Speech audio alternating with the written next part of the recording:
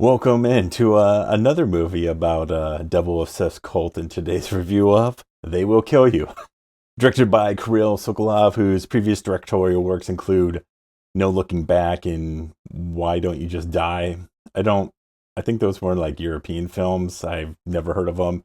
And it's written by Kirill along with Alex Litvak, who penned the 2010s Three Musketeers and Predators. I thought Predators, I don't think I've seen the Three Musketeers, but Predators was I enjoyed that one. They Will Kill You follows the recently released from prison Asia, played by Zazzie Beats, who takes a job as a housekeeper at this kind of New York City high-rise apartment complex that has kind of a questionable history. And she soon discovers that everything is not as it seems.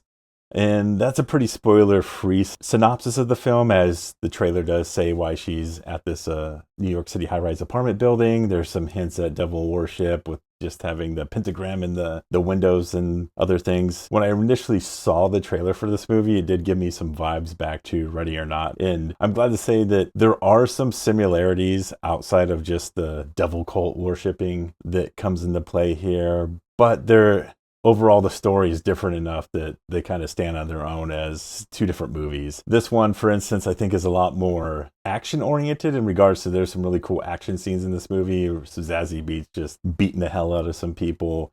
It's pretty over the top in regards to how they deal with the action. You know, people getting cut in half, people's heads getting cut off. And it's all done in kind of a horror comedic way. And the first action scene kind of reminded me of the first Raid movie. And I was hoping maybe it would go that route where it's just going to be Zazzie Beats just going through this apartment building, just destroying everybody. It doesn't really go that way. There's more to it than just her wrecking an apartment complex, but she does have a couple great action scenes that are a bit over the top. Some of the design of this movie kind of reminds me of early 90s kind of dark movies such as Dark City or The Crow, especially in some of the outside kind of rain scenes that are depicted in the feature. It really gave me that kind of 90s vibe that these director and cinematographer are probably fans of. And some of the special effects that are used in here are pretty good. They kind of look a little cheesy in a few spots, but I think it adds to the kind of comedic factor and just the fun factor overall in this movie. There is a few scenes that happen that kind of remind me of The Crow a little bit in regards to the where Eric Draven like turns his hand around and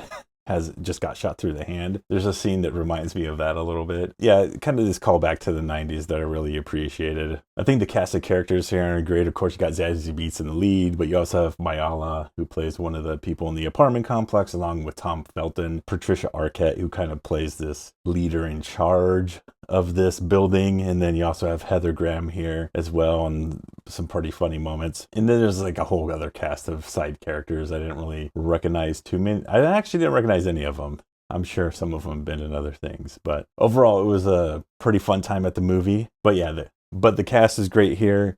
The action's a lot of fun. It's a movie that doesn't overstay its welcome. It's got a relatively short running time, and it takes good use of that. And the movie does start off rather quickly and just picks up pieces around the story as it keeps going along. So if you enjoyed the first Ready or Not, enjoyed last weekend's Ready or Not too, you will definitely like They Will Kill You. 3 stars.